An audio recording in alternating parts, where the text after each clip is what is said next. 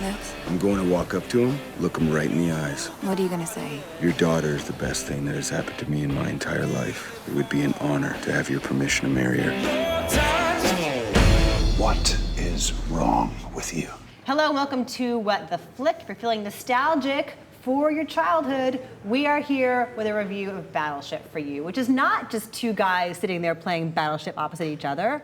I kind of wish it had been that. That would have been, an intellectual exercise that this movie clearly is not. I am Christy, and that's Alonso, and that's Matt. And someone's going to describe the very intricate plot of Battleship to us, please. Yes, there are boats, and they fight aliens. That's pretty much it, actually. That's pretty much it. Yeah. Although I have to say, they do somehow manage to work elements of the game into the movie. It's very clever. This is a story about aliens come to Earth. They trap a few naval warships, some missile destroyers around Hawaii, and Taylor Kitsch is the XO of one of these ships, and he ends up, or I'm sorry, the weapons officer. Yeah. He ends up captaining a ship and trying to figure out what these aliens want. It's very bizarre. What do they want? What do they want? What are they trying to do? What the hell? All right. Let's watch it. There's a trailer.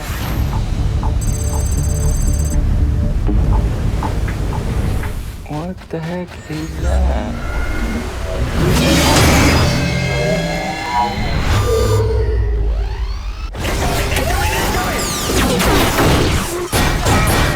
Prepare to fire. Sir, which weapons?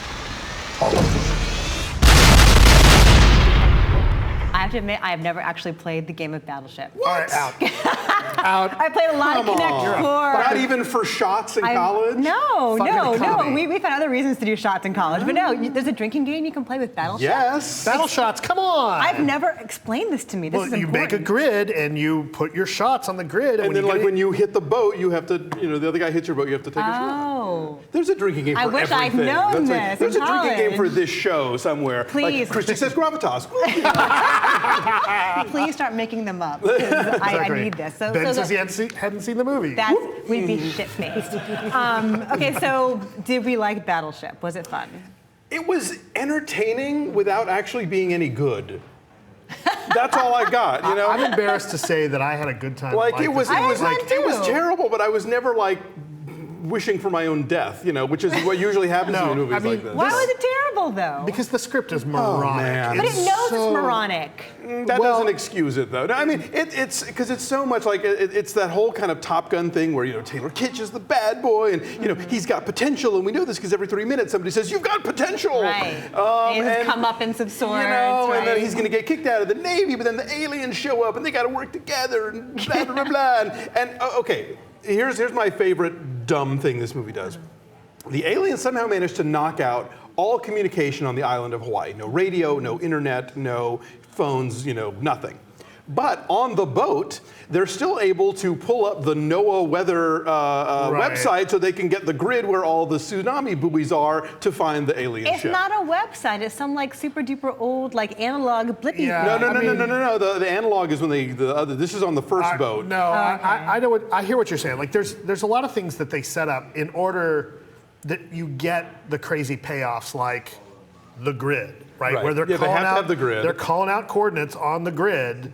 Like and, in the and game, hit and miss. And the missiles that the aliens launch all look like pegs. Right. Which is kind of, I will give it that. That was a cool idea. And, as much as some people will say this is a spoiler, the fucking title of the movie is Battleship, and yes, you do get a battleship, an honest-to-God battleship, all of which, in reality, have been decommissioned. You get one running and firing a full broadside. Yes, thanks to the magic appearance of, were they the docents of the Battleship Museum? So there's a lot of spoilers to why they're there. I feel like there's a lot of really stupid stuff that happens in this script, but I was kind of okay with it. That's the thing. I did I was not hating it. I mean, I was hating how stupid it was, but at the same time, I wasn't bored, and I wasn't. Peter Berg, if nothing else, knows how to keep stuff moving. Right. It's almost like a fetishistic homage to Michael Bay, though, but in a good way. But here's the difference. Here's the difference, and here's why I like this better than any of the Transformers movies. Is that this movie doesn't have the contempt and the hatred for its own characters the way that the Transformers movies does.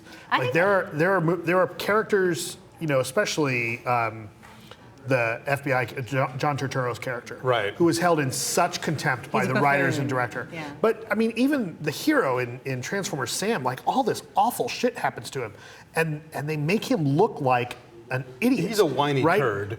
Nobody the people, in these, these are paper thin characters, but at least they're but yeah, they like them. You know? Well, they Yeah, like him, right? So like at the very beginning of the movie, when Taylor Kitsch goes on his epic quest to get the chicken burrito, you know, as much as that's played like, look at this idiot, like you're kind of with him on it. Like I don't know. She is Brooklyn Decker, and She is she's Brooklyn hot, Decker, and, and she wants she's a hot chicken enough that he'll burrito. Who break wouldn't into a get it store for and her, get the right. burrito, and then.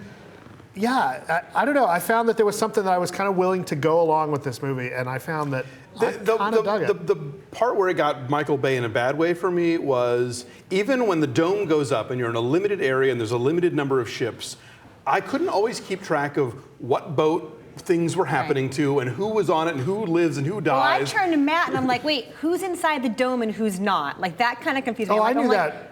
I figured that out immediately. Well, duh. You're very smart. Like Because I couldn't figure it out. a major character dies, and I didn't realize it until they mention it in the dialogue later. I was like, oh, that's what happened. Okay. The ship was lost with all hands. That's what all hands means. I know that, but it was whole just, but it all ship went. blew up. I know, but it went by fast, and there were some people in lifeboats. I don't know. I got confused. Here's why I had a good time, because I feel like it's big, dumb fun that knows it's big, dumb fun and embraces its big, dumb fun nature. Like, it has a good time with itself and does not veer entirely over into parody, but it's more of a very loving kind of homage to the, oh shit, the world's ending, we're all gonna die movie. And yes, you have your characters who are typed, right? Yes, you have your Top Gun type guy. You have the Right. beautiful blonde who's in peril.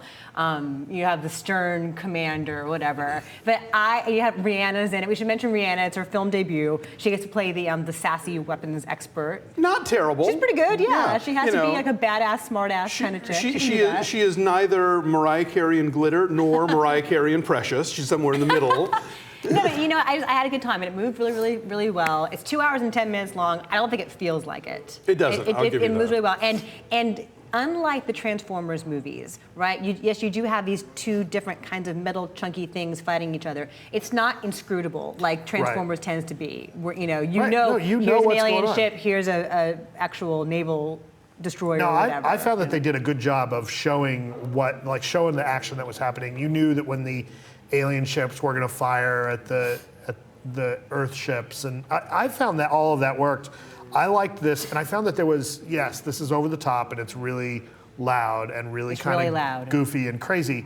But I found, I liked it better than any of the Michael Bay films, especially the Transformers, and I liked it better than any of the Emmerich movies. Like Independence Day. Yeah, like I mean, well, maybe not Independence Day, but some of Roland Emmerich's later stuff, like 2012, like some of his disaster type movies get really just over the top and just you kind of sit back and be like, oh, come on, like seriously. And this one, yes, okay, they would have you believe that they can get the Missouri out of mothballs in under 3 hours. Well, because they're playing AC/DC Thunderstruck. Right. Like anything can happen when that and they would song have is you believe blaring. that there's live ammo and fuel just sitting there on waiting. the Missouri, and then it's seaworthy, and then it could go out and fire a full broadside. But God damn it, when they do that, it's fucking awesome. Yeah. One thing I will give this movie is that they don't give the aliens like this bullshit weakness, like the ones in Signs that can't deal with water. They and do so, have a bullshit weakness. They kind of do. Given that they live on a planet which is just like ours. But I don't know, that kind of But bothered me. it wasn't. It was. I thought it was at least because I kept thinking, is this going to be like War of the Worlds where somebody sneezes and they all die?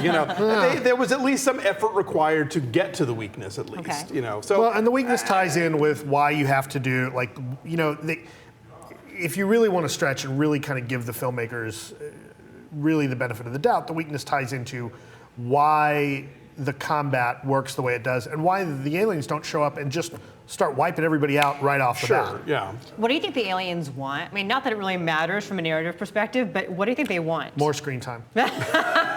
Better writing. Exactly. No, but Sunglasses. That's what they want is they're sunglasses. provoked, right? The thing is that we send them this message, right? We send them the satellite signal, like, hi, how's it Science is going? stupid. Right. It's going to destroy us all. Right, your planet's like our planet. How's it going? Let's all get together. But they get angry and they come down to invade. I don't know but that I they wonder get what they angry. want. It's more like, as one of the characters said, it's like Columbus reaching the new world. Like we need he to be wants careful to with this the alien Indians, that any alien that comes to Earth is going to be like Columbus, and we're going to be like the natives, which means fucked.